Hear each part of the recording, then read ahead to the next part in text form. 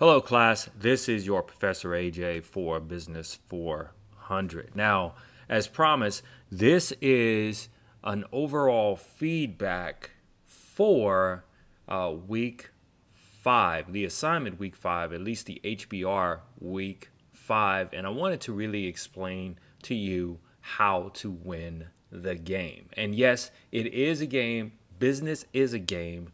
Business should be a game that you play to win if you expect to play on the highest level. Now, there are a couple of things that I want to point out initially in this feedback. Now, first is many people, since the honey business, many people opt to never one to diversify their products. They decide that they want to stick with just honey.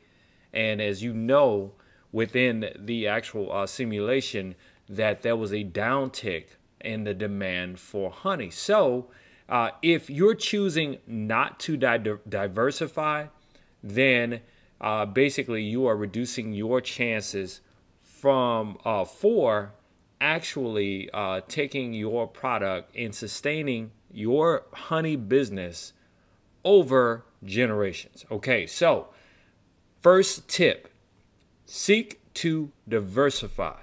Now, I know some people love to stick and stay true to their business, but as you've seen, history is filled with many businesses that have gone under, such as Borders, such as Blockbuster, that did not basically change with the times. So I'm saying to you, the first tip is to diversify. Tip number 2 on how to win this simulation. Okay. Always think to hire professionals. Chances are, if you don't hire professionals, as you can see here, your business is going to close. You might say, well, if I understand my business, why should I hire professionals? Well, here's something that you really need to understand about hiring professionals. Just because you are a professional in your business, say you are an expert in understanding the honey business, are you an expert in basically scaling your business up to say, you could be regional or even local, but scaling your business up to national, to multinational, to global? Are you an expert at that? Are you an expert at issuing or taking your company public? Are you an expert at that? Are you an expert in, as we're addressing DEI, diversity, equity, and inclusion, and CSR, basically corporate social responsibility? Are you an expert in that? So what many people do is in business that is, they fail to hire people that are smarter than them. Remember, the smartest person in the room is not the smartest person in the room. The smartest person in the room is the person that recognizes people that are stronger and smarter than them in specific areas. So that's why it's important to hire professionals. That is tip number 2. Tip number 3. Always seek to have an external CEO. You might say, AJ, why? Why have an external CEO?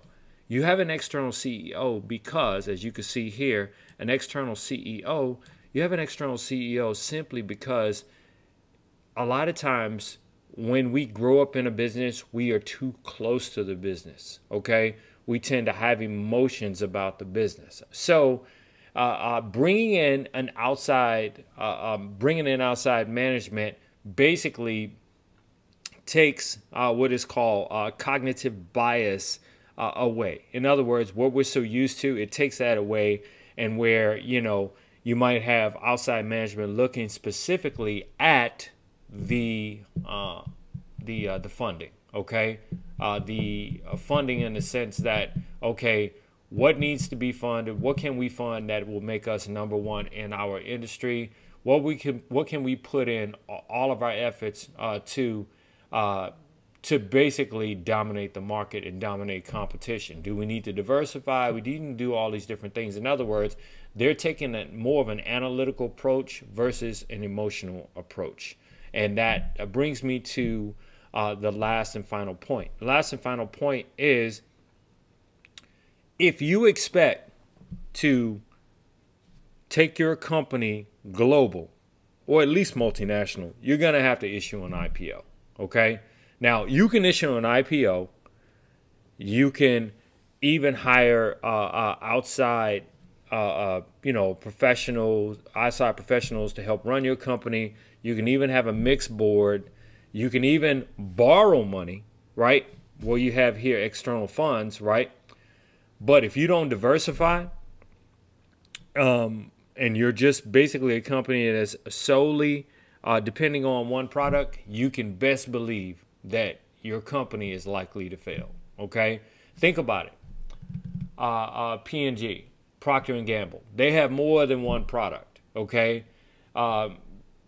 Most companies have products that are related. For example, let's take Apple, okay?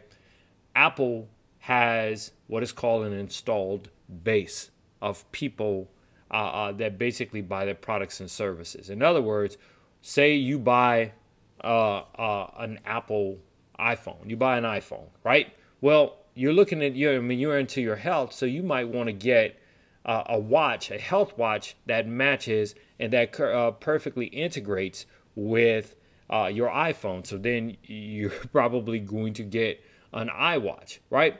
And you love your music when you're working out, looking at your watch to make sure that that your health is up to par. So you might have a subscription to iTunes, although iTunes is free, but you might start actually buying albums from iTunes. So basically, if you diversify, is what I'm saying, diversify in the sense of offering new products and services, and this is something you should keep in mind for your funding pitch. Offer new products and services that are related and that perfectly integrates with what your core competency is. In other words, what your business is. So I hope that this helps. What I am offering you guys is an additional round. All right.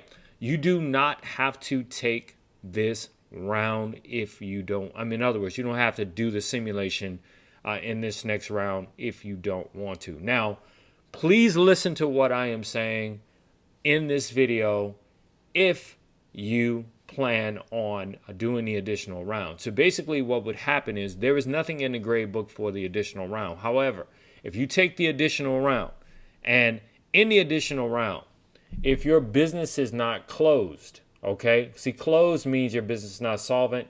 Then that means you need help. You don't want to rush through this simulation. If you your